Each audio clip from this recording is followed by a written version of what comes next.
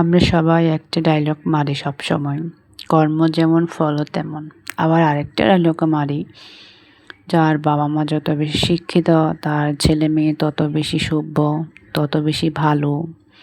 এটা আমি একদমই বিশ্বাস করি না, আমি একদমই মানি না। কারণ হচ্ছে গিয়ে আমার নিজের চোখে অনেক শিক্ষিত ফ্যামিলি, অনেক শিক্ষিত বাবা মা দেখা হয়েছে, তাদের ছেলে মেয়েগুলো খুবই অসভ্য। আবার অনেক কম মানে পড়াশোনা জানা তাদের ছেলে মেয়েও দেখছি অনেক সভ্য, অনেক ভালো।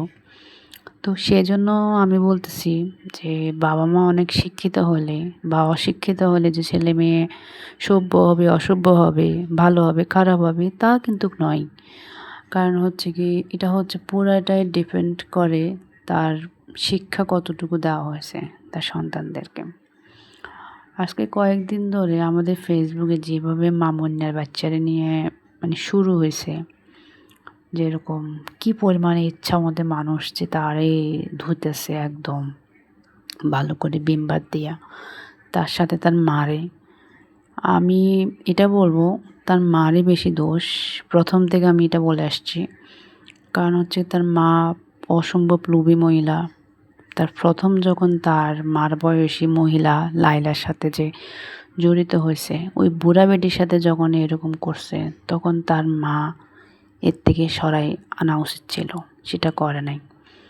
তারপর হচ্ছে কি আবার দ্বিতীয়বার তাও একটা বুড়া মহিলার সাথে ও এই কাজটা করছে, বিয়ে করছে।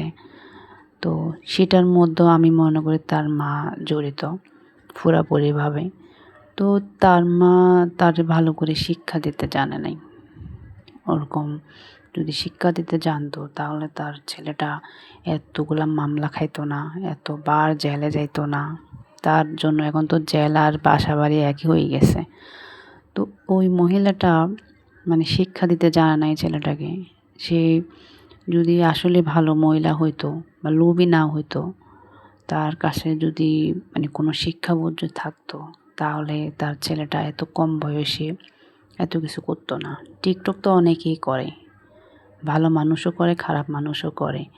আবার বেশিরভাগই অবশ্যই টিকটক করে মানুষ খারাপ হয়ে গেছে অলরেডি, ওটা বলতে চাচ্ছি না। তো টিকটক করস ভালো কথা, তাই বললি বেটা তুই এত বুড়া বুড়া বেডি কতগুলো কোত্থেকে পাস? তুই মানে কি তোর জন্য কি ছোট মানুষ নাই? ছোট বাচ্চা মেয়ে পাস না? কম বয়সী মেয়ে কি পাস না তুই?